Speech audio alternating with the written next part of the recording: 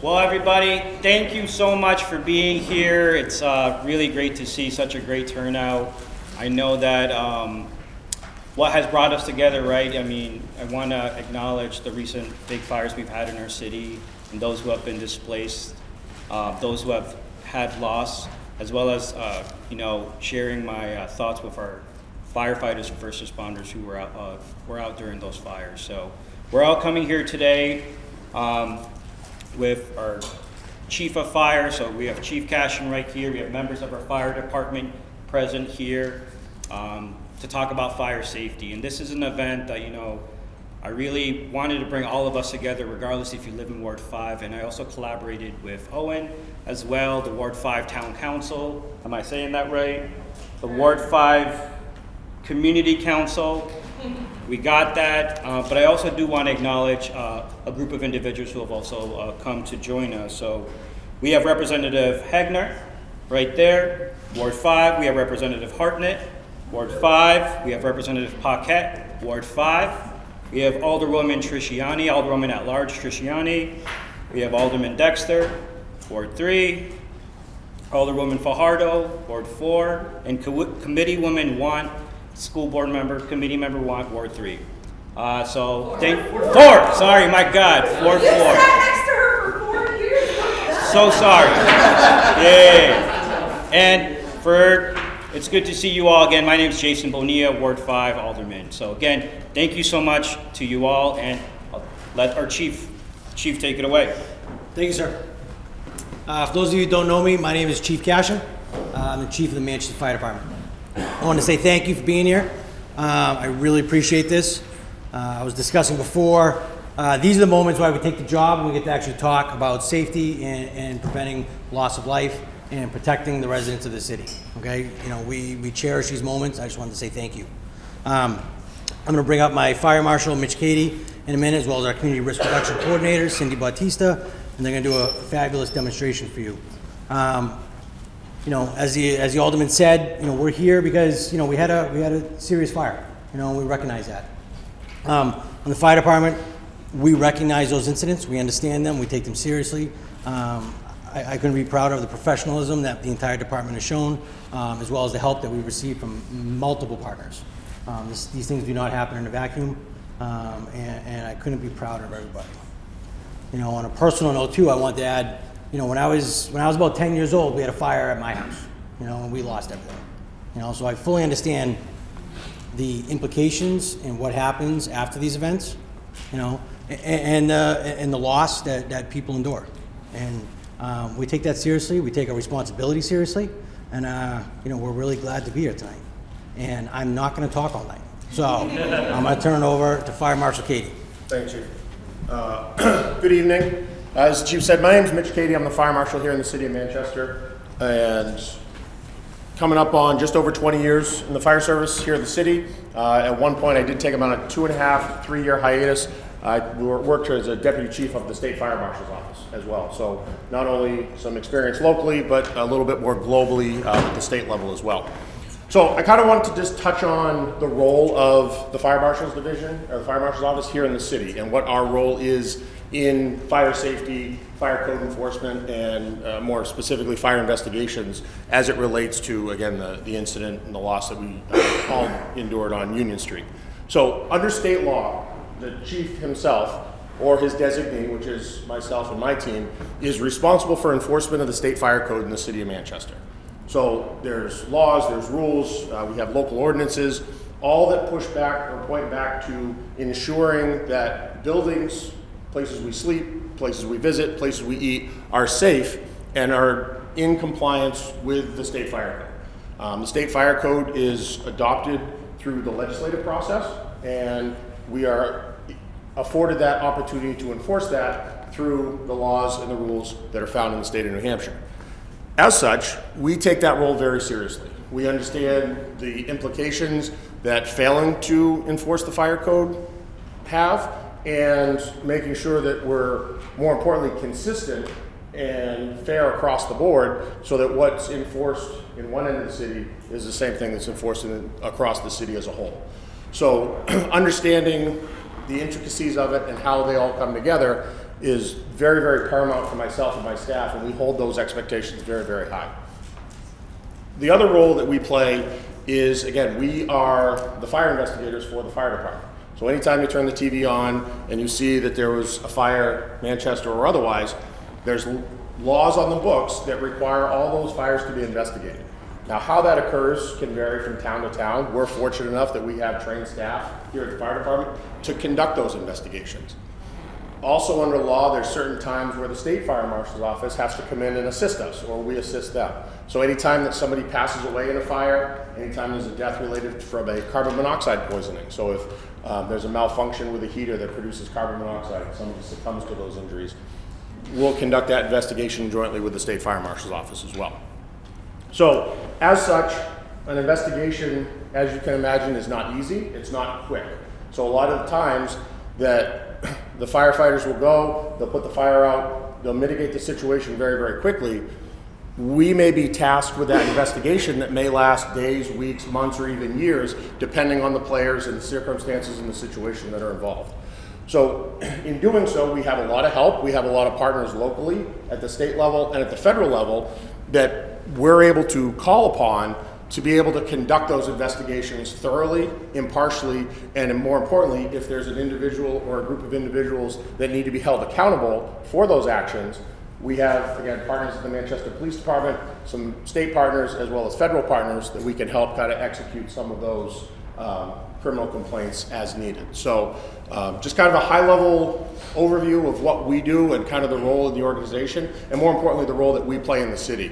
Getting out into the community and interacting with folks at some of their worst moments in their life can be very humbling, and we want to make sure that the level of customer service and professionalism and appreciation for the work that we do on that is passed along through my staff and the rest of the department. So I'm going to turn it over to Cindy.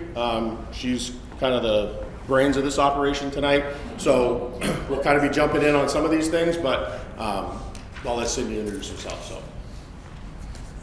Hello, I'm Cindy Bautiste. I've been working for Manchester Fire for 5 years. Been in the service, fire service, I think 27, working in emergency services for 30. So I have a little bit of knowledge about this stuff. Some of you might know more than me, but I'll teach you what I know. I gave you some handouts. I don't follow along with that. If you have questions, feel free to ask. We'll ask questions after the camera stops, so that way we don't tie up all of that. But I brought a whole bunch of stuff so that we can talk about what happened here, what this stuff is here for, and what you can learn from it. And if you know why, you're more willing to comply. So if I'm telling you your smoke detector's beeping, you need to change the battery, you're like, yeah, okay, whatever. And then it chirps for another year because it's chirping, it's working. Not. Smoke detectors, I have a whole bunch of different styles here. This is a hardwired. You hear hardwired, that's that.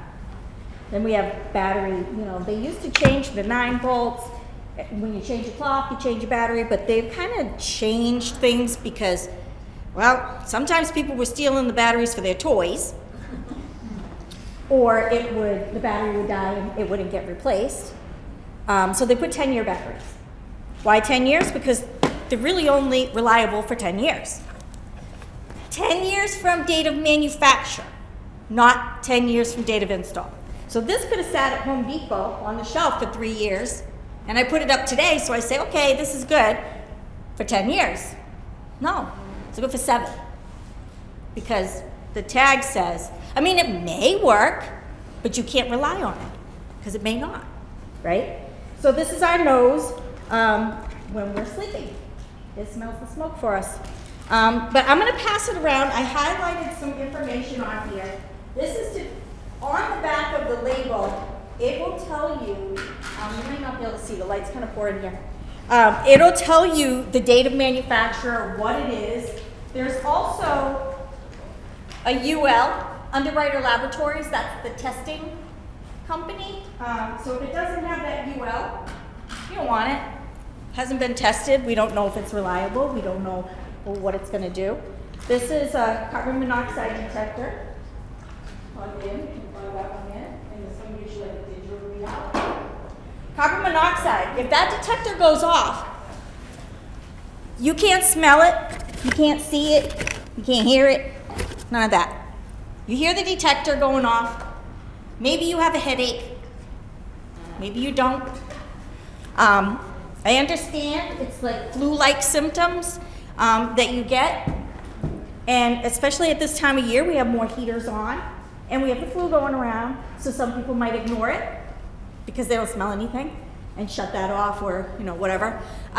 If your alarm goes off, go outside, leave everything closed up.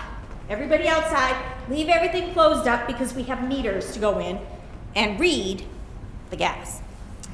If everything's opened up, it dissipates and we can't get a reading. So then we say, well, we don't know if something's wrong. So if there is something wrong, we'll tell you, call the gas company or whatever, and they'll shut it off or do whatever we can to mitigate temporarily. So yeah, that's what they call the silent killer, carbon monoxide. So the smoke alarms, smoke detectors, you hear them called, all of that. People call these fire alarms, they're not. They're smoke. Yeah? How do you feel about the smoke carbon monoxide combo?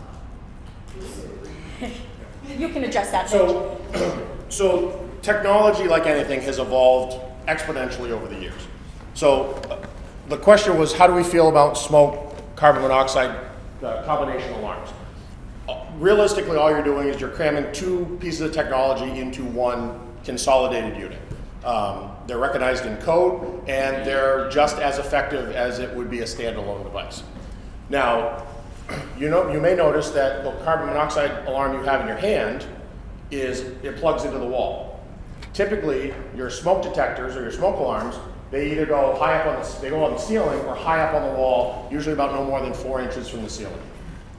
So the reason that you can have a combination smoke CO alarm is because the gas itself, carbon monoxide, will mix. The chemistry of carbon monoxide, the gas itself will mix with the air. Smoke, we know heat and smoke rise, so that's why we want smoke alarms on the ceiling. But carbon monoxide, you can either have the alarm down low, you can have it plugged into the wall, closer to the floor, or you can have it at the ceiling. So both detectors or both alarms will work as effectively as the other. So to answer your question, we absolutely, if you have an opportunity to have both. So the caveat is, if you have a home that does not have an attached garage, you don't have any fuel burning appliances, you don't have gas heat, you don't have oil heat, you don't have a wood stove, you have no general sources of carbon monoxide that would be produced, code recognizes that you don't necessarily need a carbon monoxide alarm in that application. So again, if there's nothing in your home that would produce it, why would you spend the money to detect it if it wasn't going to be there? So there are some wiggle room in the code that allows for that. Now, any other time, if you do have a gas burning appliance, a fuel burning appliance, you have an attached garage, there is a source of carbon monoxide that is available. Obviously, then we would recommend that you have either standalone smoke carbon monoxide alarms or some of the combination units that would detect that on both fronts. Yeah, so it's a technical question. Would you say that hardwire is the safest? So we like hardwired with battery backup. That way you have it covered if the electricity goes out. So that's what we would recommend. But I would also like to point out why I'm having you read the labels, why I'm having you check it out. Throughout the years that we've all been in the fire service, we've seen people accidentally install the wrong thing. Somebody installed a smoke detector. And we did a fire investigation, and we said there was no smoke detector. And they said there absolutely was a smoke detector because I just put it up there. And I know I put it up there. Yeah, we didn't find one. Yep, I put it up there. Okay, so we bring this person inside and we say, show us where it is. Because, like sometimes we can, in all that rubble, you can miss something, and he knows where he put it, so he's gonna show us. So he shows us, and he accidentally installed a carbon monoxide detector and thought it was a smoke detector. So he did install something, but because he didn't exactly know what he was looking at, it was the wrong thing. So it's important to know how to read the labels and to know when to replace them and where they belong. The fire department's always open for questions. Electricians can help you understand stuff like that all the time. So yeah, does that answer your question? Yeah, Okay. I had a follow-up, it might be more for the state reps and actually. Yeah. So has anybody seen this gadget before? This is for people who can't hear. And so this goes plugged in by the bedside. This goes under the mattress, and this vibrates. What this does is this listens for the smoke detector. And when the smoke detector goes off, this starts vibrating. This is kind of expensive, but I understand that Red Cross has a program that helps out, people who can't afford it or whatever. And I did ask if they have some of these, and they do. How long they'll have them, I don't know. But it's worth checking into with them. We do have a few smoke detectors at the fire station for emergency, situations where if we find out that a tenant doesn't have one, we might give it to them in an emergency until their landlord can take care of it, because it is the landlord's responsibility. Yeah.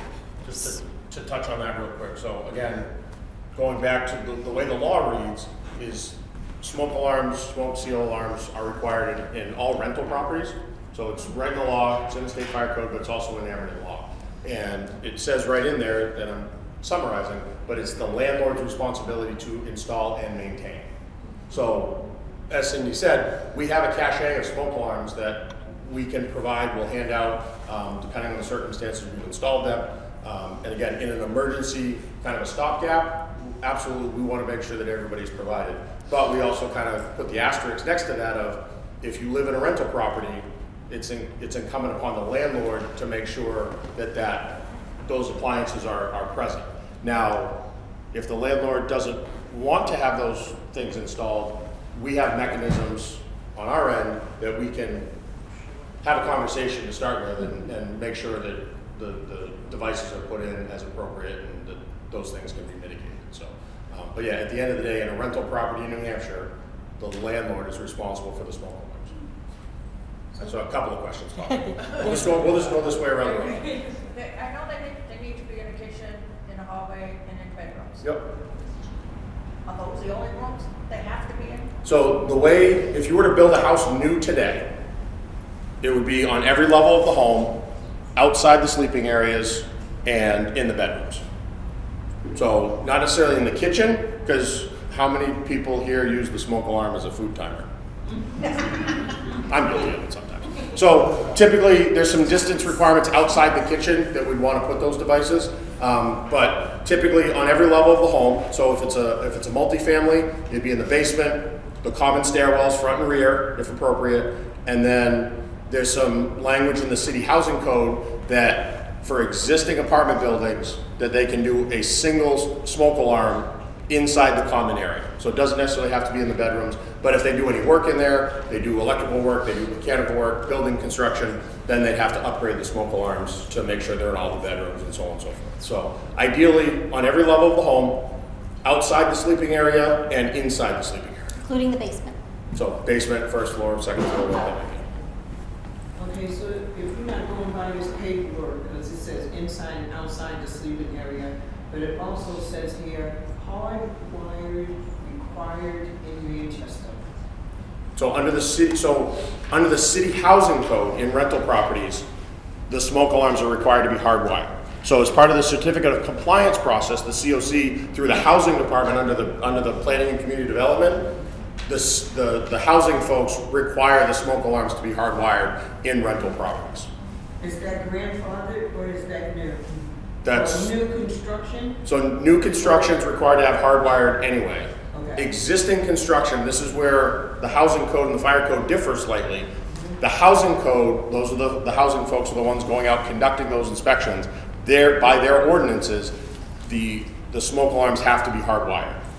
The fire code would allow a battery smoke alarm inside an existing 1 and 2 family dwelling, and again, the dwelling unit, you can kind of push that out, but the rental, as far as the rentals are concerned in the city of Manchester, they're supposed to be hardwired.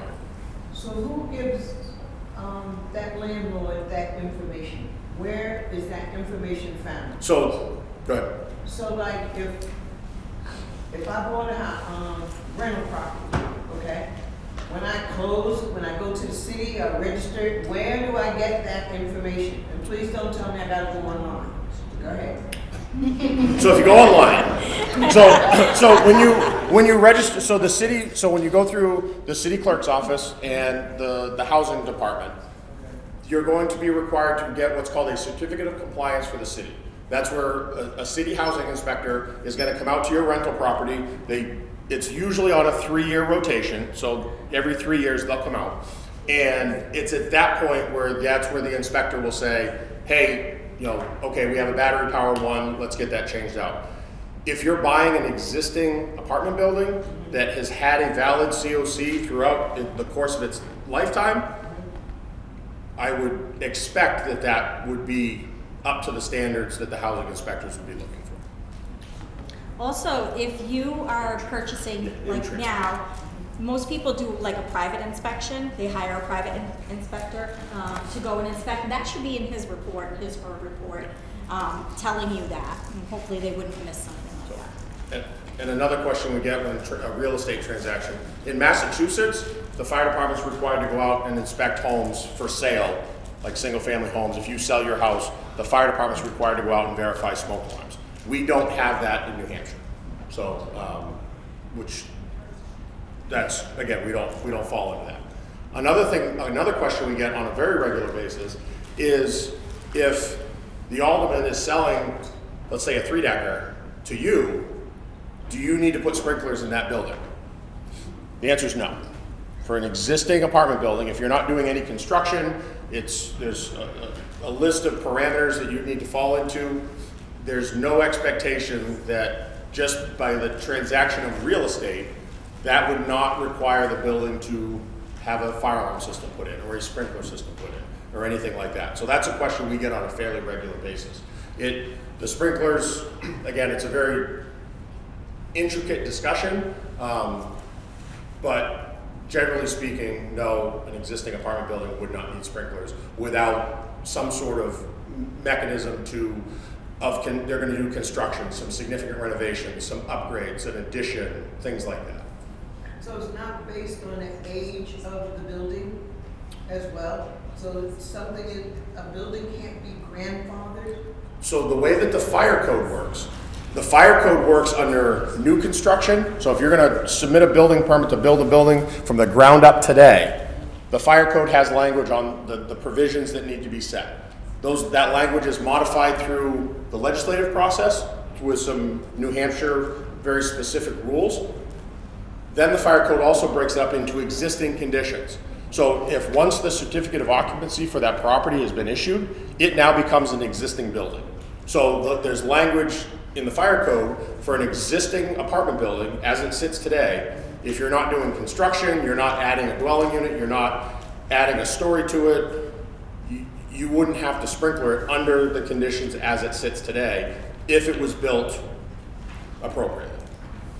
So on the fire code side, grandfathered is a little bit of a misnomer because we follow the provisions of the code which talk about new construction and existing conditions as they sit today. So that's where our grandfathering is and lives, if you will. So, Alderman, you had a...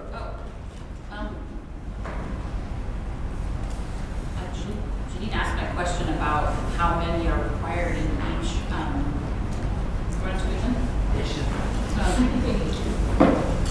how many are required in each unit. But I'm also wondering did I hear correctly that the local housing code has an exception that says it doesn't have to be in every room or every sleeping? My understanding is that's how it's written, yes. Okay, thank you. Noted. So preferably they would be inside the bedrooms because we recommend closing doors. Because it kind of holds back smoke, it holds back the fire a little bit, doesn't stop it, but it'll hold back and buy you some time. So if you have your door closed, and the fire happens in your bedroom, it takes a little bit longer if your door's closed and the detector's out in the hallway. Alderman, I want to roll that back a little bit, that I don't know the housing code. We don't enforce the housing code. So if they've changed it since that was my understanding of it, then I'm not aware of that change and I can educate myself on it. But just to point of clarification. I wonder if they're talking about the hallway when there's like 3 bedrooms and there's a hallway and they put one in the hallway. It might be talking about that, where they don't have to be in the bedroom because there's a hallway right there. I don't know. It's something to research. Yeah. You had mentioned, installing sprinkler systems and whatnot in existing conditions. Is that a requirement of the city, or is that something that's held by the state? Who can require that as of right now? So there's recently, legislatively, there have been some changes to the language in both the state building code and the state fire code. Under the premise of affordable housing, we were in a housing crisis, and through the legislative process, there's been some modifications that have been put in that you can go up to so the way the code is written at face value, if you were to build a new apartment building, or you were to expand from a 2-family into a 3-family, which would be a change of use or a change of occupancy classification, going from a 2-unit to a 3-unit puts you into the world of sprinklers. Going from a single family to a 3-family, sprinklers. Brand new from the ground up, sprinklers.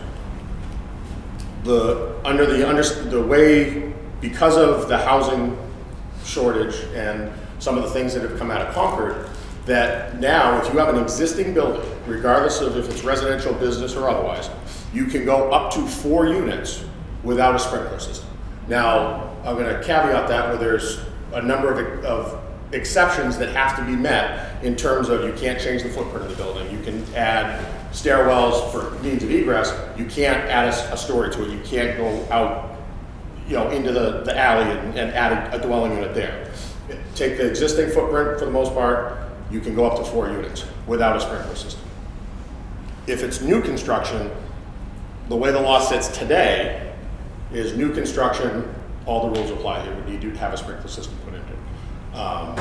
But there's some modifications that have been done to the building code that give some clarifying language on what those dozen or so items need to be in terms of smoke alarms, egress windows, access to stairwells, separation, things like that, that if you're a design professional or you can show, hey, we meet these exceptions, we don't have to put a sprinkler system in this building. So I guess my question is more for, I own a building that does not have a sprinkler system in an apartment building.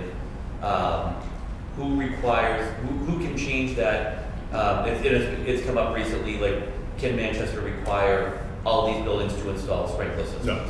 And where does that come from? Is that a city requirement or is that a state requirement? So, again, I'm going to go back legislatively.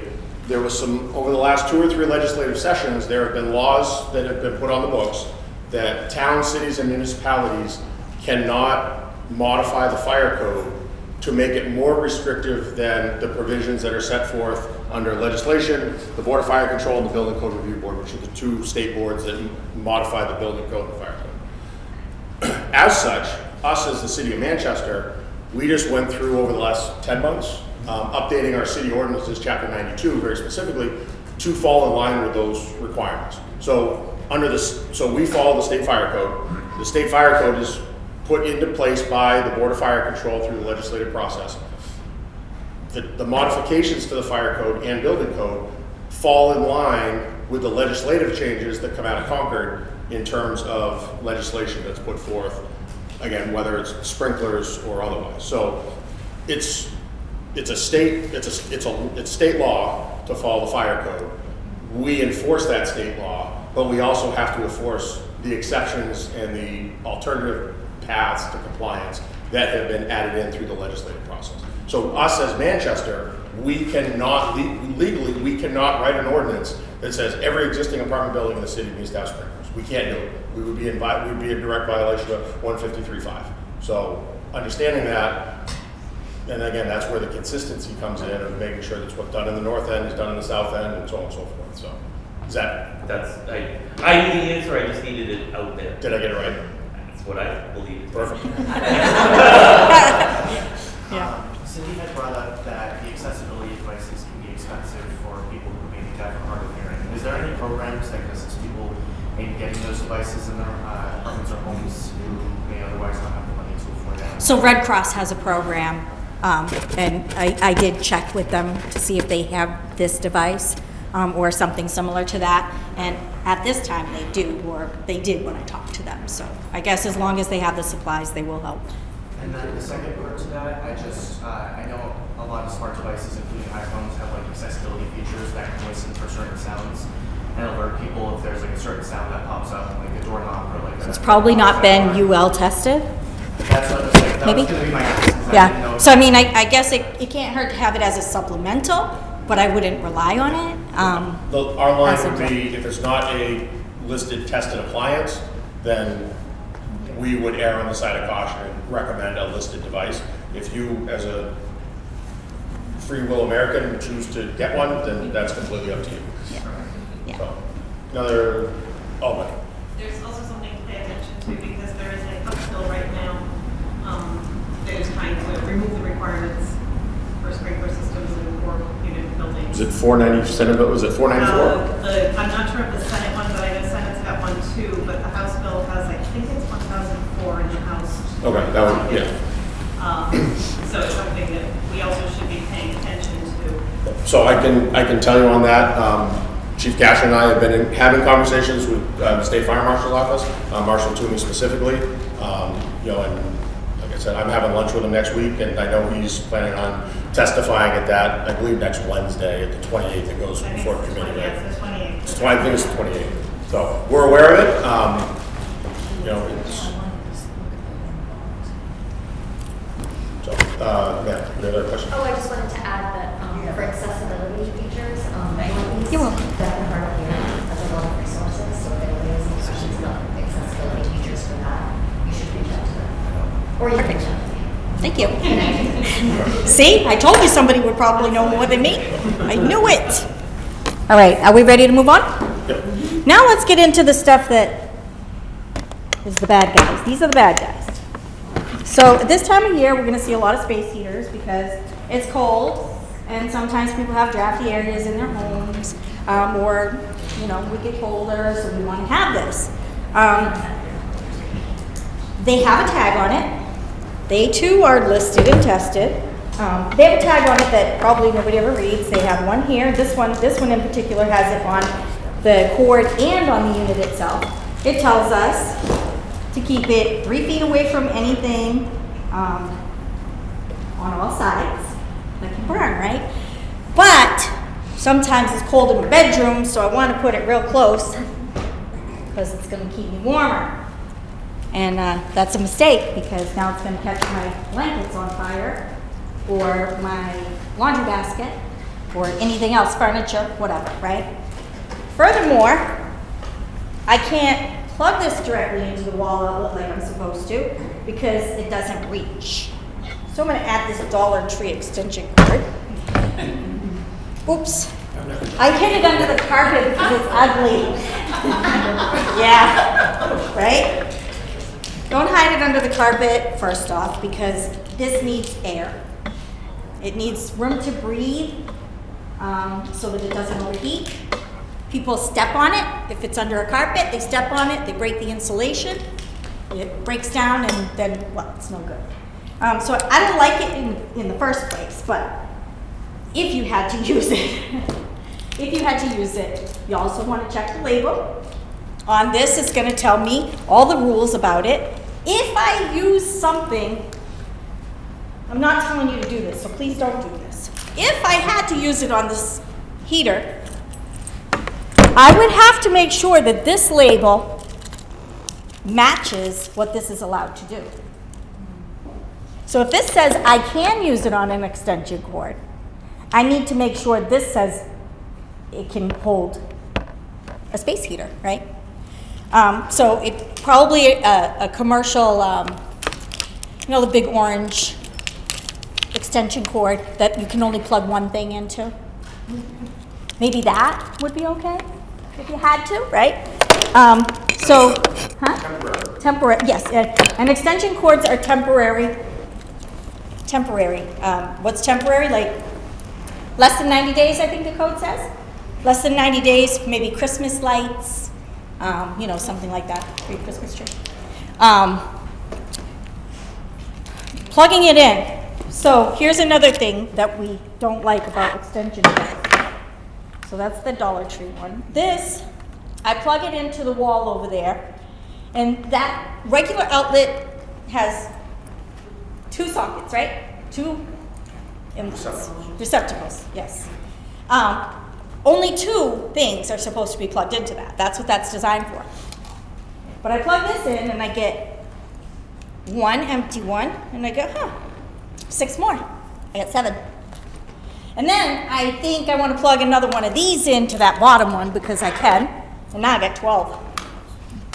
But that's not enough. I still need to plug this one in here and get myself some more. This is what we call piggybacking or interconnecting. Not allowed. Not safe. Very unsafe. So I'm going to pass these devices around. I wrote on them what was plugged in when this damage happened. Okay. There also is the information on the back, Underwriter Laboratories, all the information on what it's supposed to be used for, when, where, how. You can tell me if it was used properly, based on what it was. Even without knowing, right?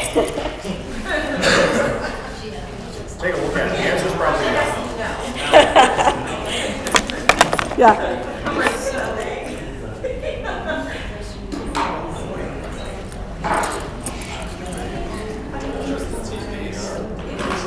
So my thought on that was because it was behind the TV and it wasn't breathing properly. You know, it was probably like one of those rug situations. So yeah. Can I ask a clarifying question? Sure. So you're saying don't plug a power strip into the wall, or don't plug 2 power strips into the wall? So you can plug a power strip into the wall if you're using it for like little things, your cell phone charger, a cash register, something like that. No heat generating appliances, nothing that draws a lot of power. Because through this whole device, you're only supposed to pull the amount of power that one receptacle would allow. Make sense? So I'm guilty because I Yeah. have a couple of chargers, like my Ryobi chargers, and I have a couple in, not this one, because this one here is chute, but it's all UL and everything else like that, okay? I use it when I'm charging it. I'm done charging it. It has like one little switch on it. I'm saying this out loud, so if I'm wrong, you're gonna tell me. I'm glad you mentioned the switch. We'll get back to that. Right here, as you're talking, is what do I have at home that's plugged into something I gotta go home and unplug? Okay? So what do you have plugged into it? Chargers. You know, like when you put your charger onto. A cell phone charger? No. Like my lawnmower is in one of those lithium charger things. Come on, I can't be the only one in here that has modern technology. Your drill battery or something like that, yeah. So I have them lined up on a board. It looks legit, it really does. But you get ready to tell me that this is not right. So if you read the label on that device, it's going to tell you how many volts that's allowed to have. And then you do your math and you add up what you got, right? And you say, I'm only going to charge this for a few minutes. Go ahead. No, You say, I'm going to charge this until it goes click and it shuts off. And then I'm just going to reset that button because it'll start back up again, right? Everybody does that. I've been guilty before I knew any better. Don't reset it and keep doing what you were doing. It's telling you, hello, there's a problem here, right? So the button's there for a reason. It does reset and it will allow you to do something again, but we have had fires because that's overcurrent. So you're telling me it's wrong? It's wrong. Thank you. Yes. Can you explain how this happened? So this was a hair dryer that was on here.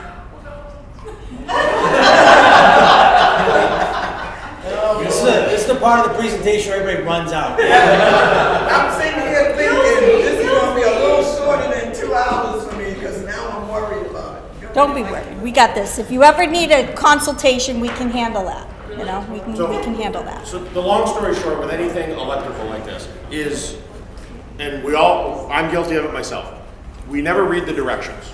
We never read the directions. The directions of the space heater are going to say, do not plug this into a power strip or an extension cord. It's going to tell you plug it directly into the outlet. Your Ryobi charging. If you read the owner's manual, it's going to tell you this is okay to be plugged into a power strip that will provide X amount of current at X amount of volts. So all your power strips, they provide a different voltage. They're able to take a different level of current depending on the way it's manufactured. So a smaller, less durable power strip will be able to take less current than one that's maybe designed to hold a little bit more current. And that's where, again, as silly as it sounds, you need to read the directions to say, what can I plug into this? But plugging a hairdryer into an appliance that's not rated to take the wattage or current of a hairdryer, something like this may happen. So as much as it's tested to the directions that are supplied with it. And again, who's going to read the directions of a 6-way gang box or a power box? Probably not, but that's how they get their listing, that's how they get approved, that's how they get tested. That's what the chief said. This is how we end the presentation. You all run out and unplug your stuff. So we're not trying to scare you.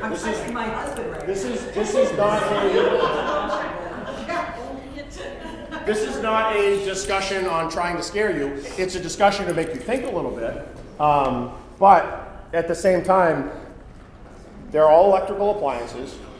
They're all mass produced, and they have thresholds that, sometimes resistors aren't connected as tight as they could be. They may inherently be subject to failure.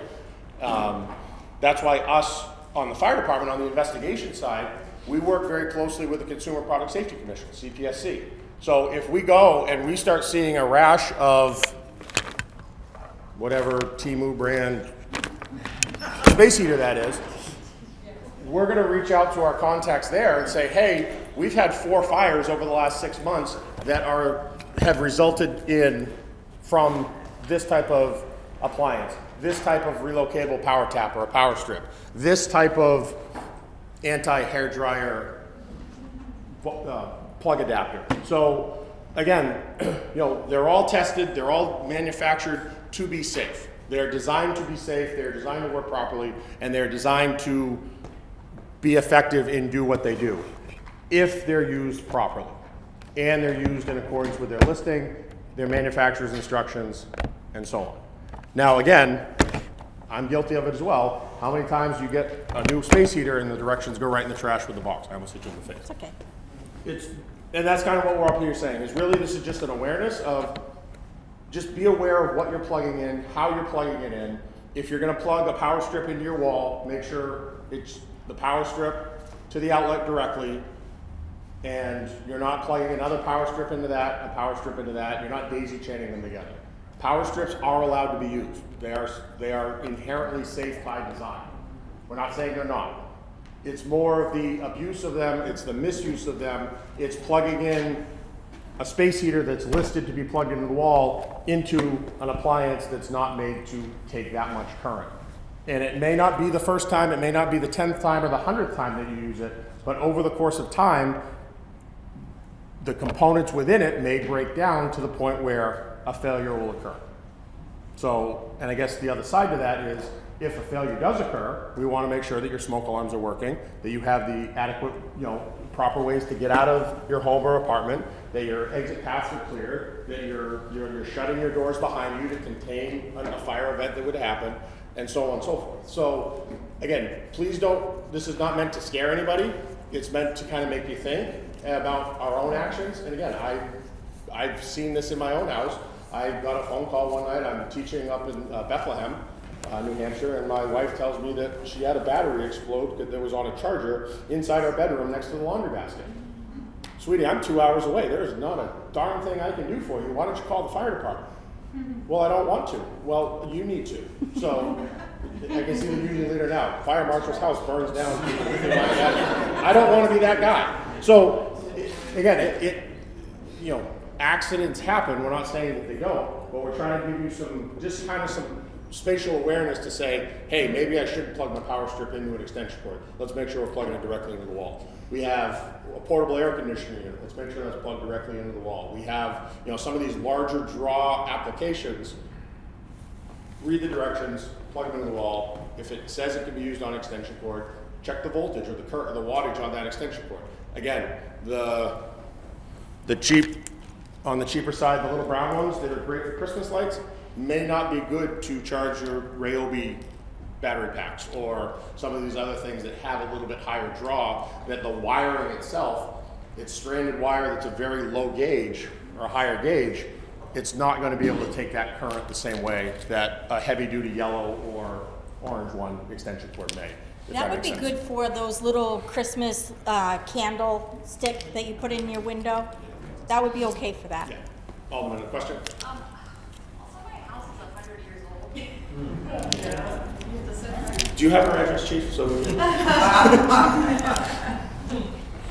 Like some of our outlets, for example, are not grounded. Okay.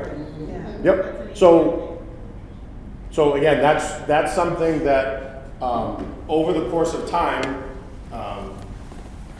that existing electrical wiring that's not grounded is allowed to continue.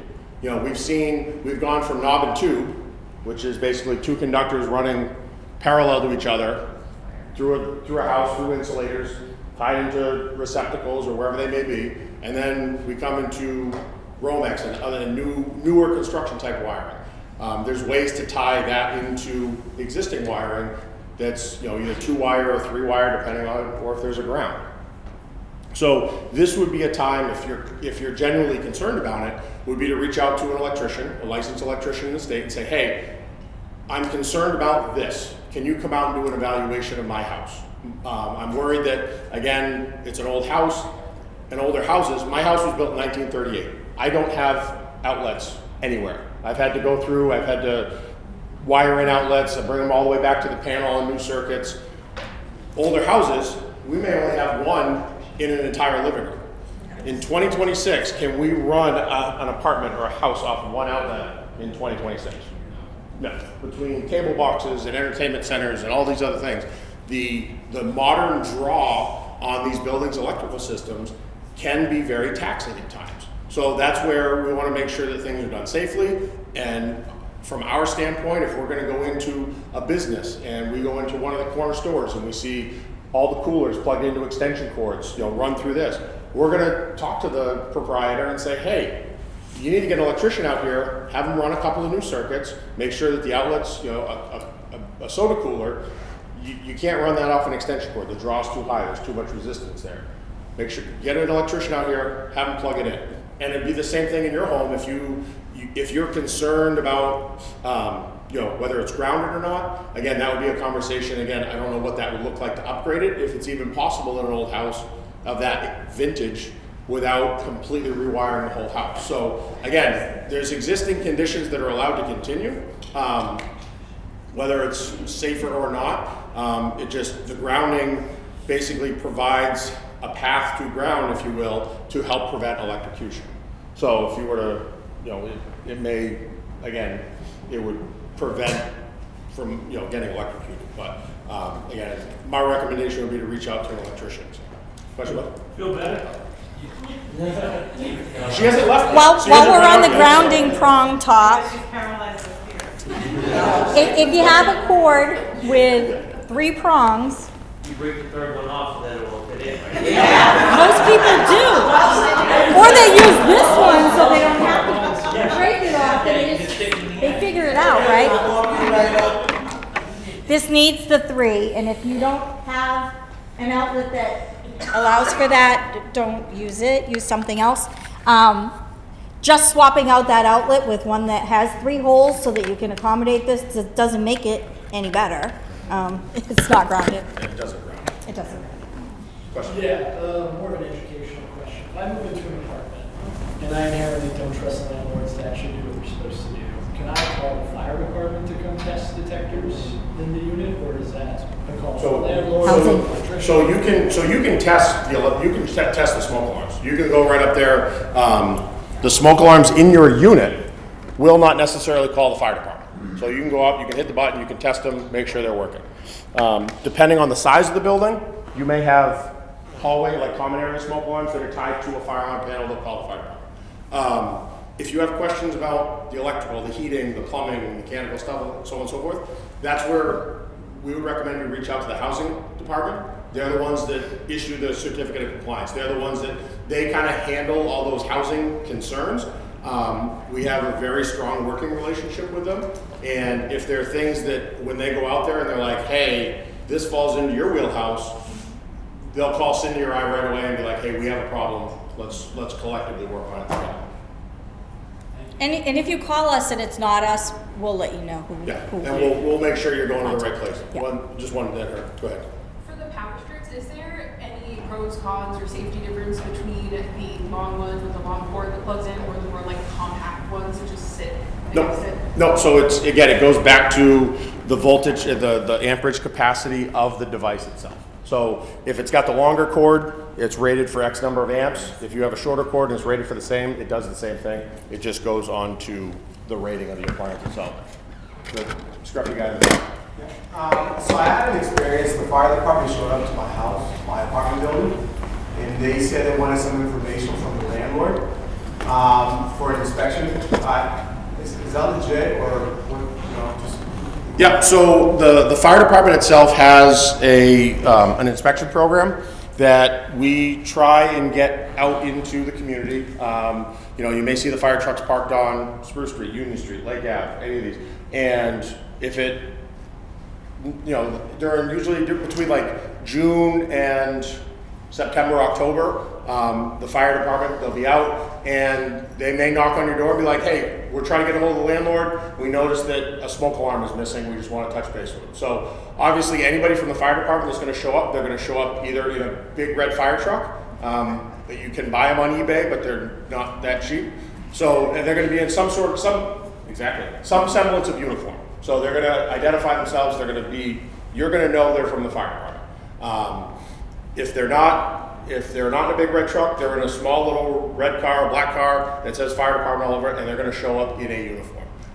And that's, hey, and again, your home is your castle. You don't have to talk to them if you choose not to. But all they're trying to do is just make contact with the landlord. Hey, we may have an issue in the basement. We just want to touch base with them. We want to get it fixed. So any information you can provide just makes it easier on those guys trying to do their job. So. Does that answer your question, sir? Yes, thank you. You're welcome. If we have the information for the property owners readily available, it takes less time for us to get a hold of someone in an emergency. That could be a water leak, that could be fire. Knox box, you all know about a Knox box? We like those because you can add the keys. We, as the fire department, are the only ones that have a key to that box. Your keys to the property are inside that box. It's basically a glorified grid letter box that holds the keys in it. So yeah, it's not easy. You can't just like take it off the building. It's not easy. Nobody goes breaking into them or anything. We're the only ones that have a key, and it's. What's that? Is that some kind of a program? It's something you would have to purchase yourself, unfortunately. So it's cheaper than replacing a door or replacing locks or things that we might have to break into because we can't wait for you to come a half hour to get to your building. So that's the safety aspect to those. They're a great resource. Any more terrifying? Yeah. Do you deal with that in senior housing? Like, what happens in senior housing? And I know you're talking about, with landlords and stuff like that, but as far as trying to get into somebody's apartment, you said that's very interesting.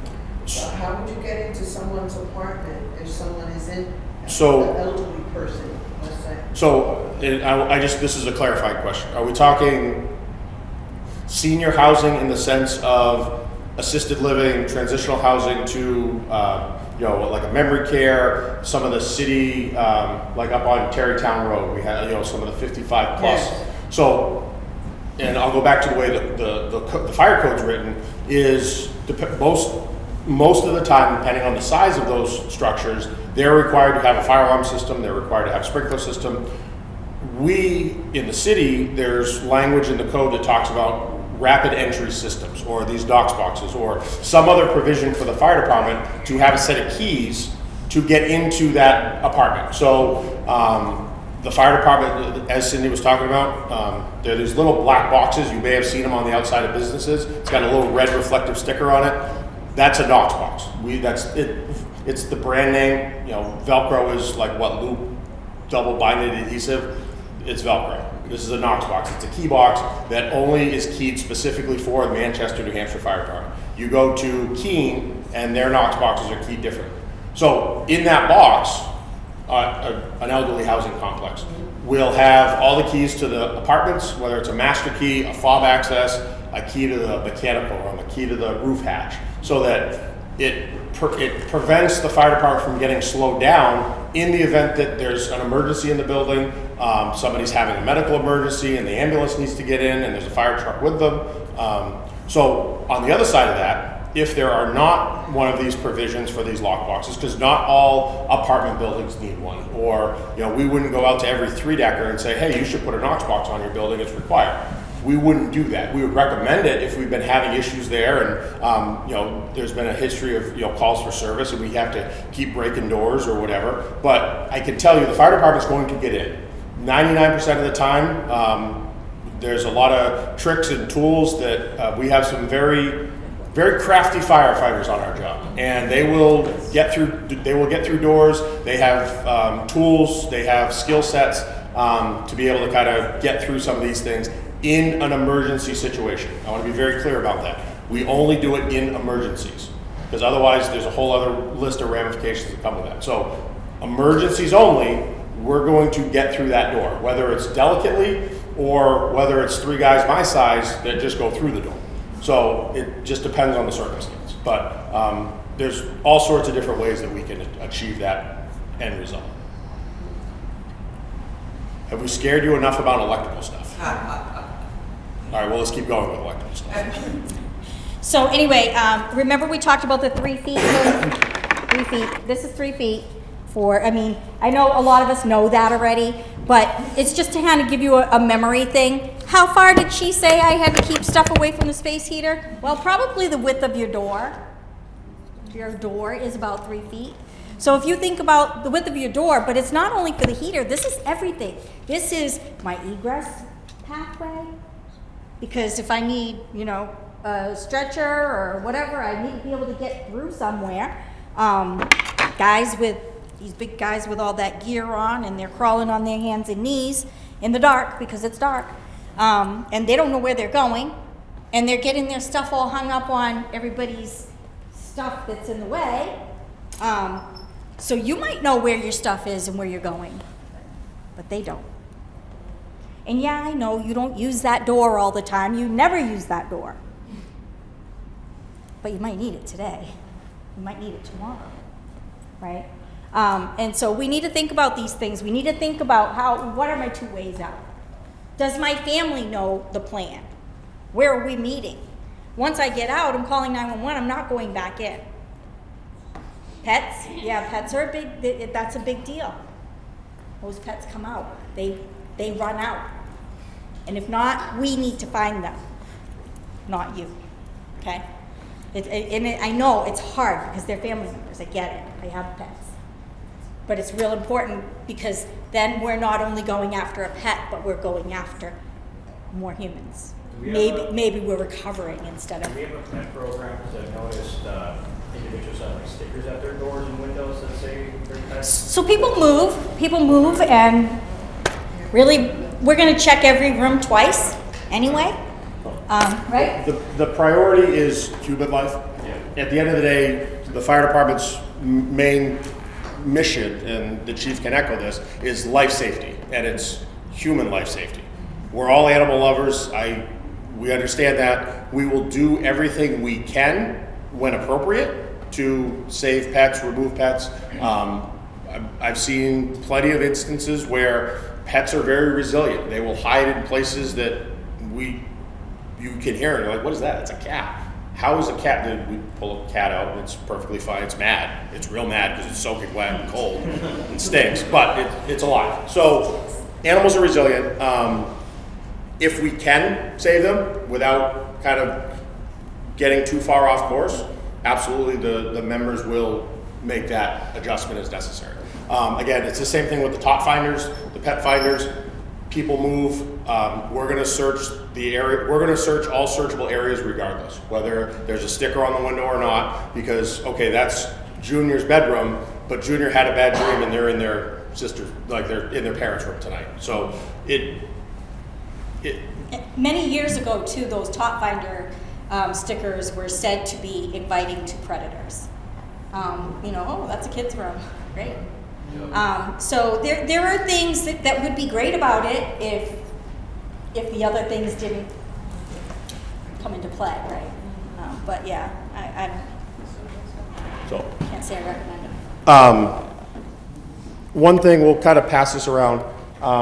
You've heard, what did I do? All right, we're just going to leave this here. So there's a lot of talk right now about lithium-ion batteries. I'm sure we've all heard about it, whether it's on social media, on the news, word of mouth. The issue with lithium-ion batteries inherently are safe appliances for the most part. The issue with them and the failure points of them is when we start using off-brand chargers. We start using components that aren't listed to be used with that battery itself. The issues come when the device is dropped. It shakes up the interior components. The cells in the series of the lithium-ion battery cells, they're all connected with very thin pin stamped wire and material that if it gets dropped, one of those connections may come loose. So when we start talking about failure points or failures in lithium-ion batteries as a whole, a majority of the time, and I'm going to caveat this with, we're still collecting that data. We don't have a whole lot of data on these battery failures as a whole. At the state level, they're tracking it. At the national level, they're tracking it. When we go out on a call for service that involves a battery that we think either failed, was the cause of a fire, or result of a fire, in our reporting system, there's boxes that get checked that automatically get populated to our state repository for all our data collection. So this data is being analyzed and it's being tracked. And some of the messaging that we can come out of this is make sure we're using the appropriate chargers. So whether it's the charger that came with that phone, with that tablet, with that Ryobi set, the issue becomes when you go down to the corner store and you're like, oh, I ran out of my iPhone charger, died. You go down and you get a knockoff iPhone charger.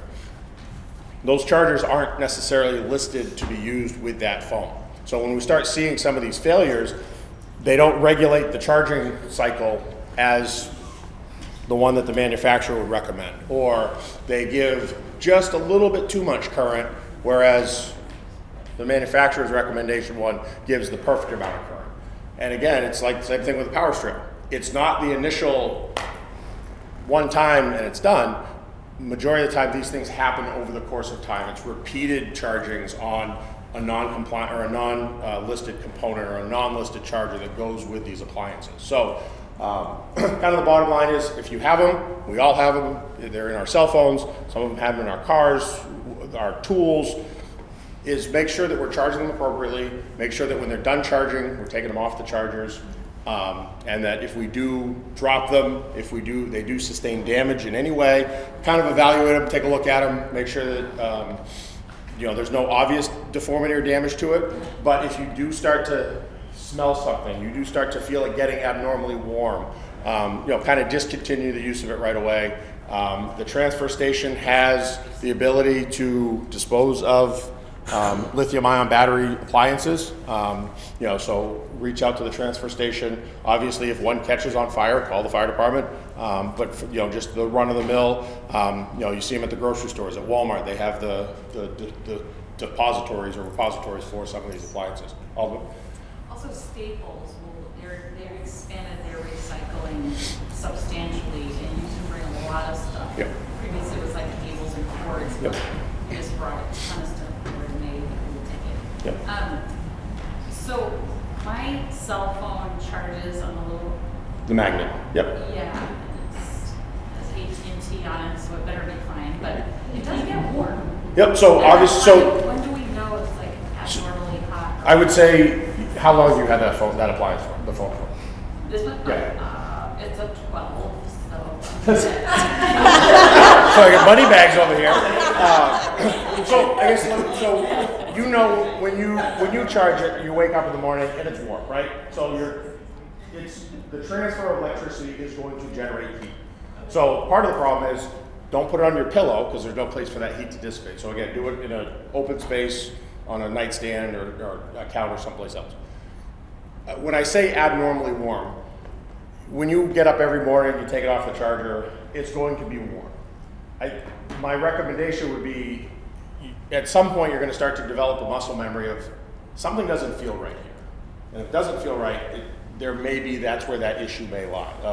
I'm not going to throw out a temperature difference of 3 degrees either way, but it kind of just becomes, again, you saw the way that thing got real hot and expanded that battery real quick. So you would know how warm that would have gotten if you were holding it. So it's more or less over the course of the lifespan of that device that you notice that just when you're using it, it feels warmer than it has in the past. Maybe it's time to. So some warmth, okay. Yep. Too much, not okay. Yep. Can I ask one more? Absolutely. Yes, you can. Do you recommend that you replace like power strips or extension cords over time? Like, do they have a lifespan that? So if they're showing signs of damage, if they're showing signs of wear, if you feel, and this goes to any receptacle outlet switch, if you notice over the course of time that you plug it in, it fits well, it doesn't wiggle. Same thing with the receptacle at your house. If over the course of time you feel that, oh, you know what, this is feeling a little bit looser than normal. What's happening is the thin metallic components within it are starting to kind of break down, wear down, and This is what they do. They stretch it out a little bit so it fits better. yep, that works too. Or again, you kind of bend it, you twist it, it's like you twist it, bop it, spin it. How does that thing go? So it becomes one of those, every once in a while, take a look at the cord, run your hand over it. If you start to feel deformity in it, it's been on the floor for a while, people have walked over it. Walking on it, stepping on it, like Cindy mentioned, when it's under the carpet, you start to break down the insulation on the conductors or the wiring inside of it, and that breakdown, you get down to the bare metal, those are going to start to spark, they're going to start to arc, they're going to start to generate that heat. Primarily when we're looking from an investigation standpoint, when we're looking at a failure of an electrical device, appliance, wiring, whatever, it's a majority of the time we're looking for the failure point at a connection. Very, very rarely, if ever, do we see a failure in a straight, unbroken run of wire. Like the insulation is fine, there's no breaks here, there's no reason for any arc, sparks, or failure to occur. The failures typically occur at the connection points where there's a mechanical connection or otherwise, and that's where things start to get loose. When you start to break the tension of that connection, you're going to start to generate heat because resistance equals heat in the electrical world, and that resistance over time is going to start to break down some of the other components. And again, if it breaks down to the point where this is going to start getting to the point of actual failure, and it's next to the bed, next to the laundry basket, and you kind of have that little burp of like wide open flame, you know, that might be enough to get the side of the chair going, the side of the couch going, and so on and so forth. So at the end of this, if you know, you look at it, you start to see visual deterioration of the device, you start to feel kind of some mechanical damage or mechanical wear and tear, just replace it. These aren't made to last 200 years. They're like kind of everything there is a inherent natural shelf life to them. All of it. I'm going to talk about fire extinguishers because I may or may not have had an ember hit the glass screen on my wood burning fireplace and open and blow it out, which creates challenges when embers come on wood floors. But what's your best guidance on what types of fire extinguishers should we have at home? How do we know they're still good for use so that we don't wear? I mean, I know they have the little dial on them, but can you really trust that? So I'll talk a little bit. What's the last part? I'll talk a little bit about my part, and then I'll let Mitch talk. So, where do you keep it if you have one in your kitchen? Let's just pretend you already know what this is and all about it. Where are you keeping these? I have a cheapy one in my kitchen under the cabinet. Under the cabinet. Oh, right here near the stove? Right near the stove? A little bit over, yeah. A little bit over. In the sink behind all the stuff, you don't need it. Okay, so I'm cooking. Pull out dish liquid Right? and stuff and find it. Yeah, I'm cooking and I got it over here in the cabinet because it's nice and close to my stove, right? That's where it belongs. I'm cooking and it catches fire, and now I gotta lean in here and grab my extinguisher. Oh my goodness. My hair catches fire, my face is burning. Not a good idea, right? Between the stove and your door. Yeah. And then, you know, we're not going to get into how to do it all the way, but you're going to back out like that. Head into what you're doing. If you're committed to using it, you're committed to using it. You want to use the whole thing, not just until you think the fire's out. Even if it's out, you use the whole thing. Why? Because it may reignite, or you put it back half full, and you might need it again, and you don't have enough. You can make a fire worse if you don't know how to use it. And during a fire is not the time to learn. So if you don't know how to use it, just go. Mitch, you want to talk about it? So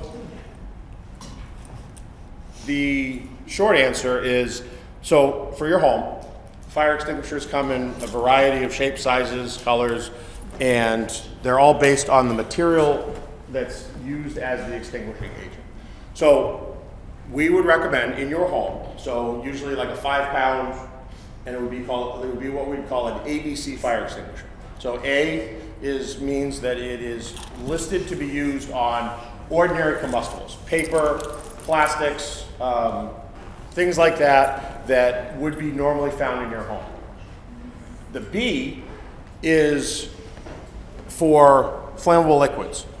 So a Class B fire would be, your like a gasoline or some other combustible liquid that the material is not going to spread that fire around as it hits it. Yeah, it may move it a little bit, but it's going to kind of coat over it. The Class C, so ABC, the C on the rating means that it's safe to be used on energized electrical equipment, that it's not going to conduct electricity. So if you use this fire extinguisher on a burning toaster that's plugged into the wall, that by using that material, it's not going to conduct electricity and make things worse on top of the fire. Why would that even exist in the world? So that makes it worse. So water. What do we use? What do we use to put fires out? Water. So yeah, the foam is an additive that's put into water to help it penetrate, break the surface tension of the water, and get deeper into deep-seated fires. So you may have seen like your silver fire extinguishers. It's air pressurized water. All that's in that is water. I wouldn't recommend you to use that, a Class A extinguisher, on a piece of energized electrical equipment because water conducts electricity. It has a very specific purpose that's why we wouldn't recommend it to be used in your home. Whereas, again, the ABC fire extinguisher is one that can be used safely in your home for all types of fires that you may encounter.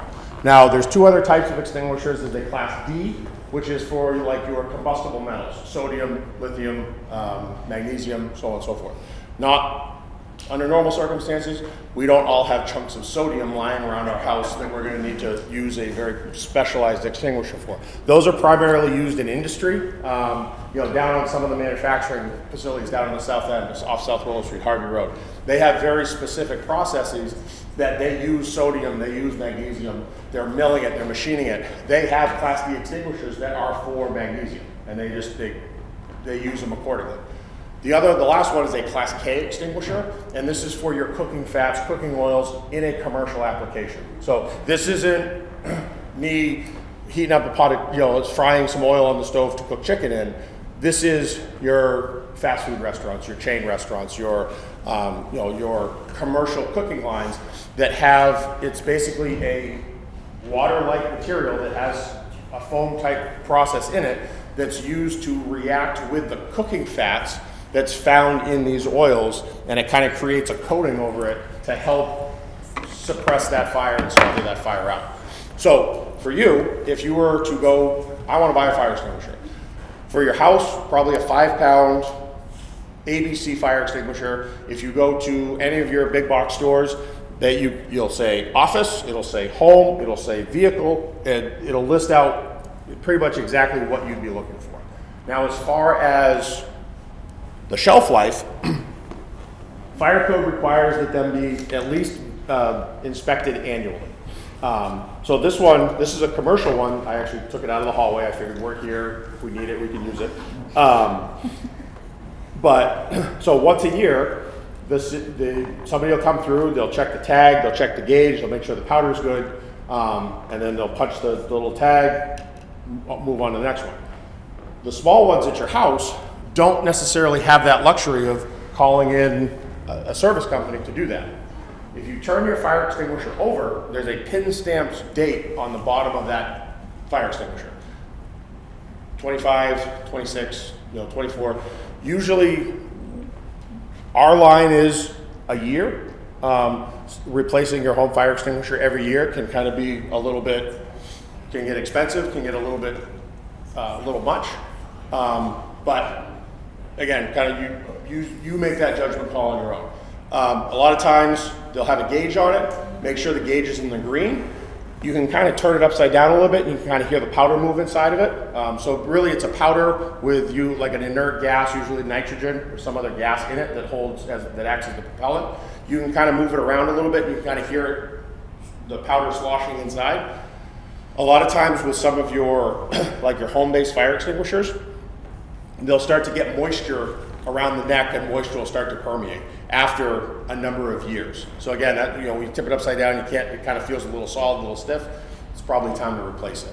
A lot of times, if you want to go a year, 2 years, what I've seen is, they'll go from the kitchen to the garage to the car, and then once it's been in the car for a little while, then it'll go to the transfer station. The transfer station does take fire extinguishers, by the way, if anybody's asking. My recommendation would be call them up. Sometimes it's during their hazardous waste day. Other times you can just go and drop it off with the guys in the little trailer there. So 5-pound ABC, usually good for a couple of years. I have an add-on for that because now everybody's got their phones out, so you're all going to start seeing ads for what about those fire blankets and those really adorable firefighters that are retired go and are like buying, and I know if I buy it today, I can buy one and get one free. I don't know enough about them. I've seen them. I don't know enough about them. And again, I would go back to, and this is the professional opinion, is I don't know how they're listed. I don't know how they've been tested. I don't know enough about them to say you should buy one or not.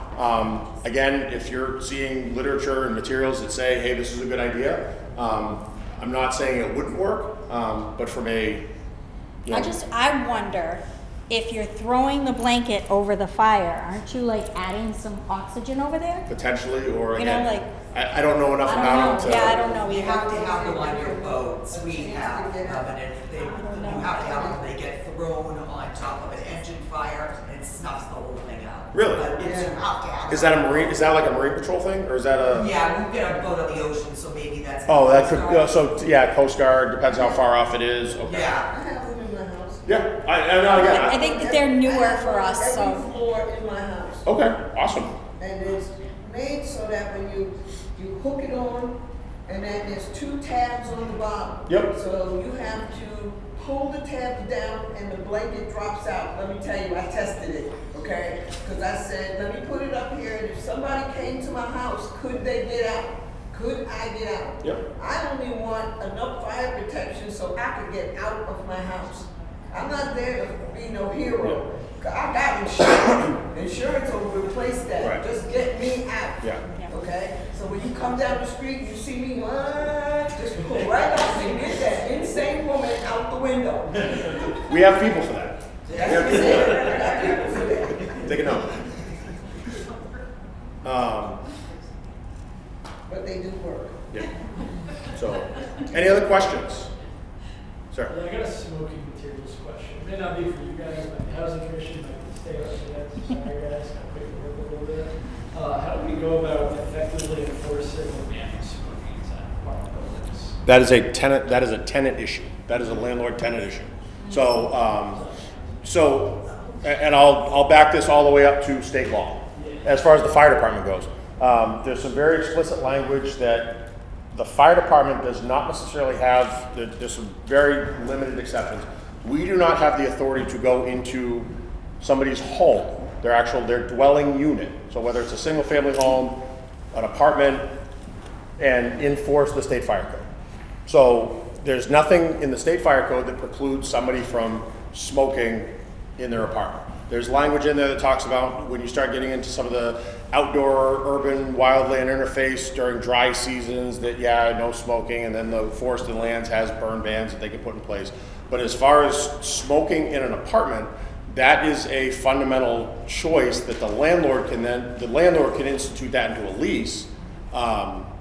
And our stance would be, if you're going to do it safely. Make sure you're using sturdy ashtrays, that you're emptying them appropriately, that you're making sure that they're fully extinguished. We could kind of go on and on about that. But as far as an actual law, rule enforcement on the fire department end, we don't have. That's outside of our wheelhouse.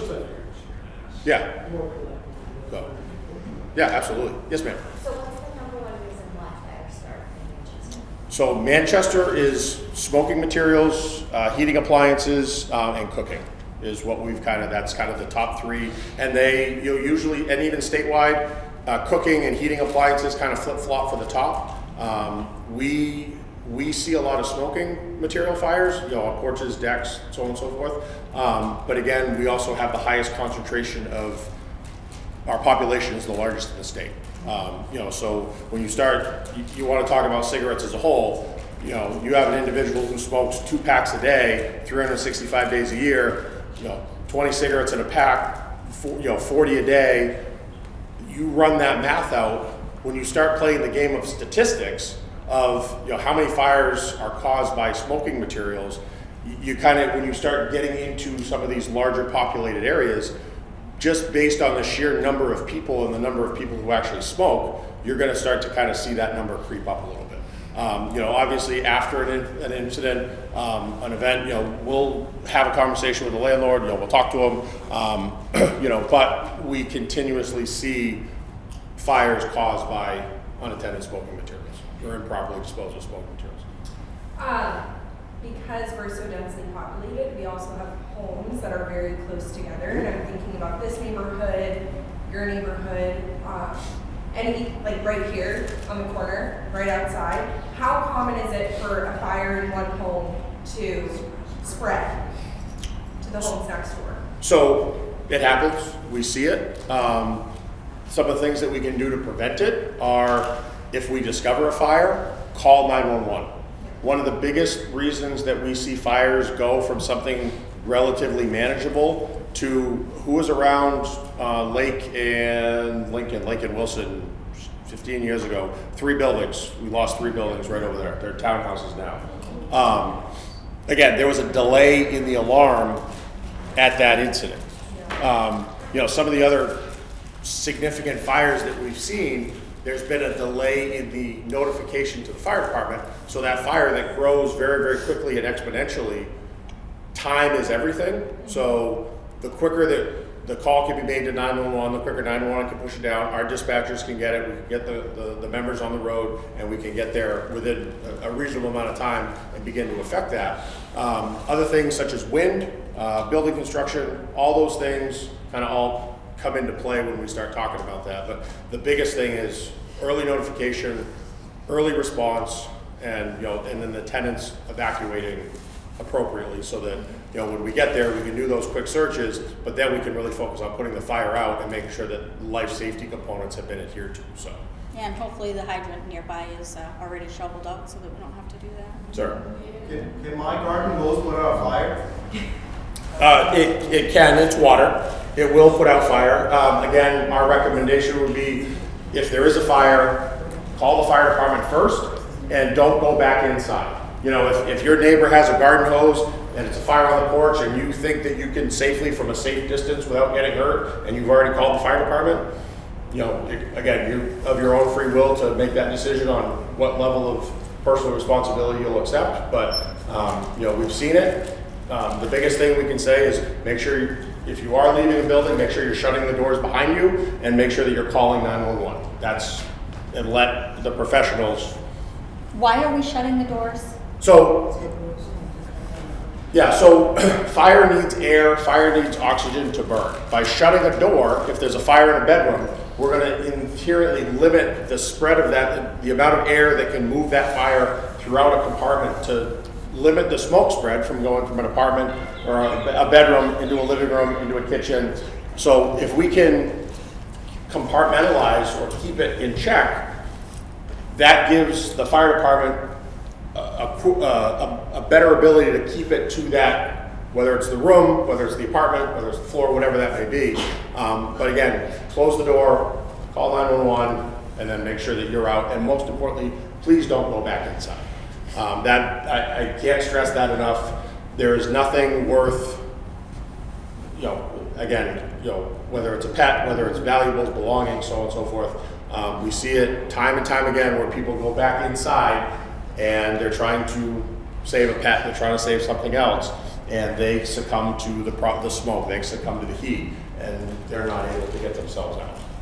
And that's across the board. That's nationwide across the board. We run into that. So what about grills on decks? And I see that a lot in Manchester. Yep. The other thing is those open pit fires that are like in the little can. Yep. That it starts in the can. Yep. Okay. So under city ordinance, we have an ordinance that requires, we only issue a burn permit, like a recreational fire permit, to owner-occupied single-family homes that are the burn pit, the solo stove, whatever it is, has to be 25 feet from the house. It has to be on a non-combustible pad, and there's some other requirements that then they need to get the fire department will issue a permit, a state permit through Forest and Lands, as well as a city permit, to have that fire pit in a single-family home.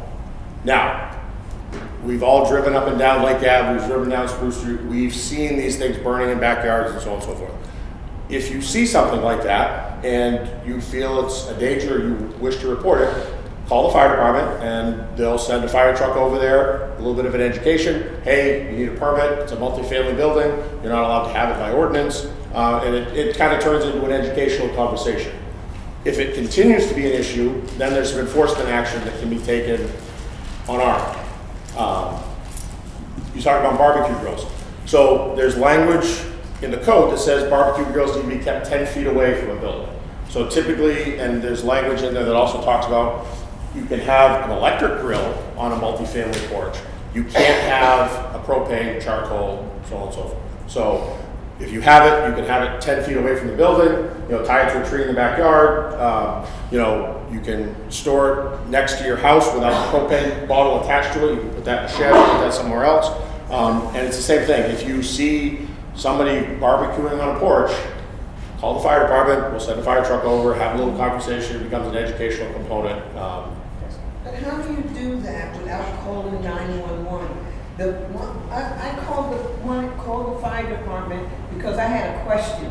Yep. Okay? I could not get over to the one on Merrimack Street, okay? I think that's where it is now. So- And I wanted to call and just ask a question Yep, so- because someone was doing an outdoor fire. Yep, so okay? what I'm gonna do is I'm gonna give you the business number to the fire department right now. Pens out. Pens out, pens out. 603, 669, Oh, it's on the four, 256. 2256. It's probably, so, and then extension 0. 669, 2256, extension 0. There's gonna be a welcome to the Manchester Fire Department. If this is an emergency, please call 911 for all the business, for communications. So if you hit 0, that will put you through to a dispatcher.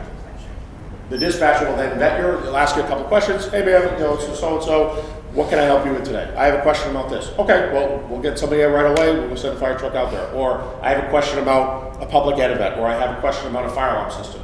That dispatcher will then be able to vet that question accordingly. Yes, ma'am. How do we go about seeing if we can get a fire pit permit? Is it a single family home? Yes. So, 669? 603? 669? 2256? Right there. So if you get extension 3, that's going to put you right into the fire marshal's office, and one of my highly trained, highly astute inspectors will be able to accommodate you on that. Will they have to come to your house? Yep, so what they'll do is they'll come out, they'll do a quick site visit, and they'll verify that everything's there. There's a $50 fee, it's an annual fee, and then again, they'll give you a little fancy permit, you can put it right in the fridge and go forth and enjoy. It's a calendar year. Yeah. So that's why when people call like December 15th, they're like, can we get a fire pit permit? Why don't you wait 15 days so that you don't have to pay $50 twice? So,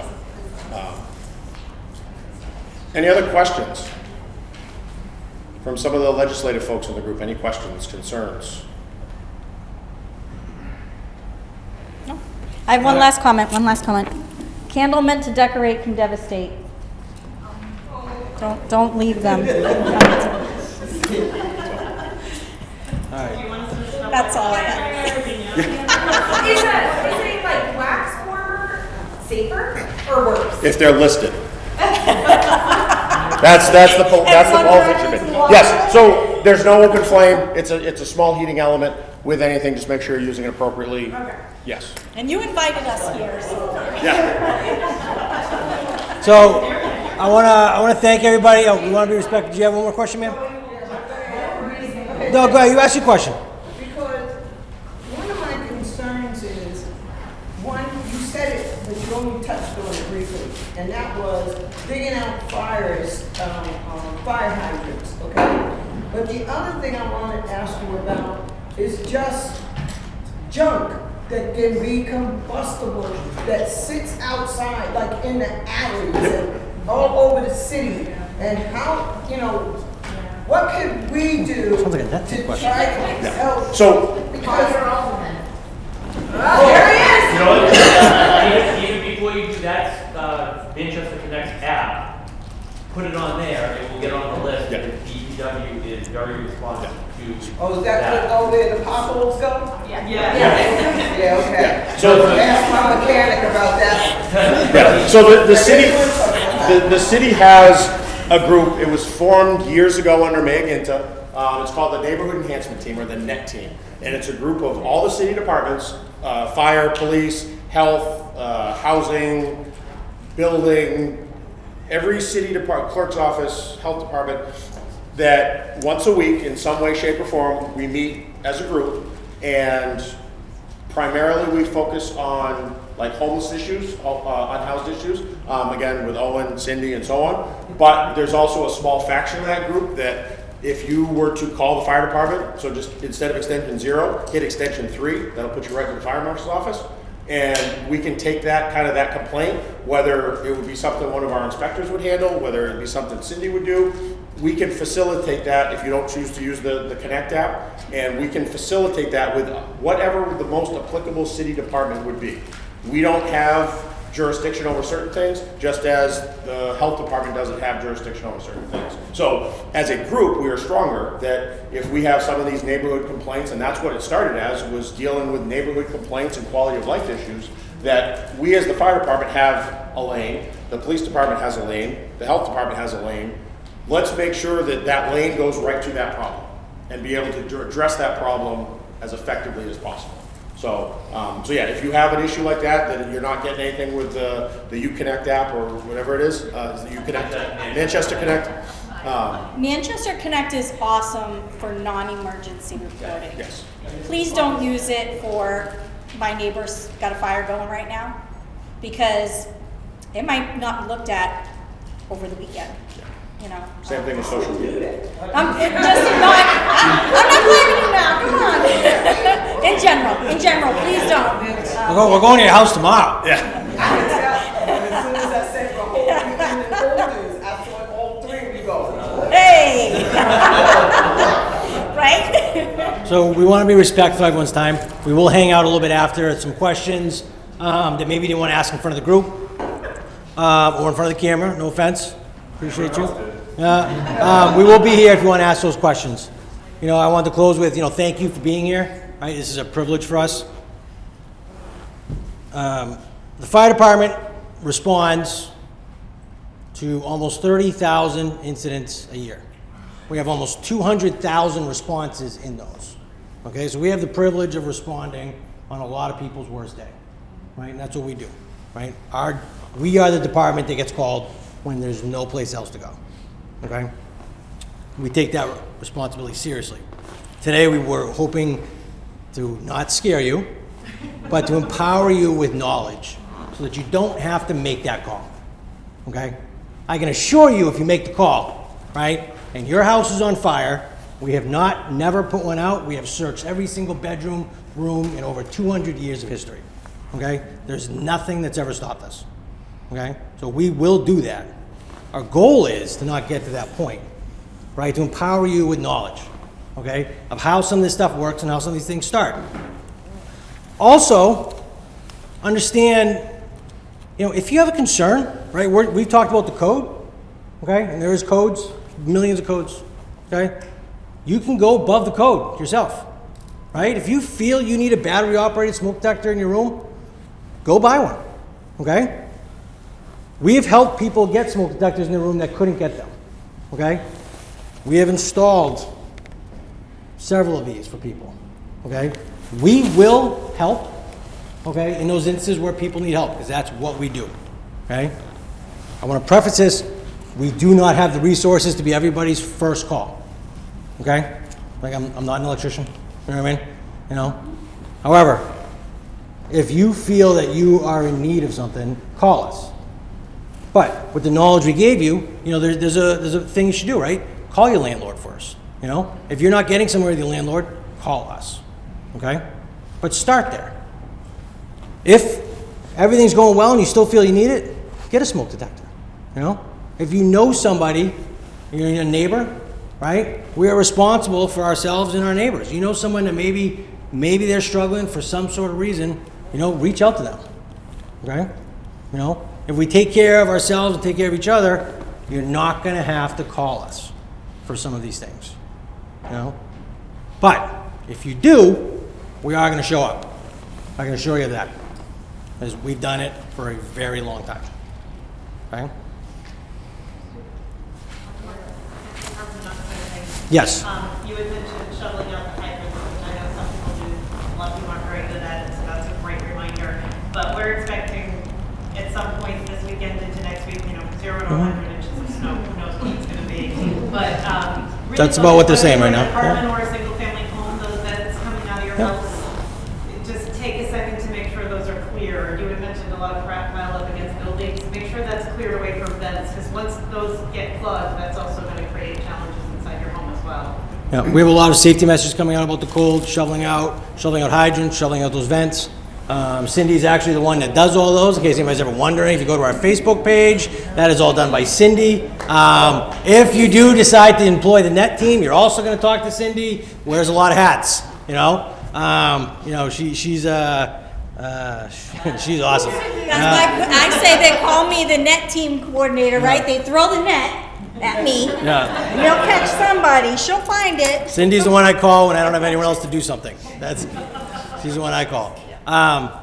But, you know, please, you know, be safe, take this knowledge, share it, you know, but by all means, if you are not getting somewhere with your landlord, okay, and those things happen, we will step in, okay?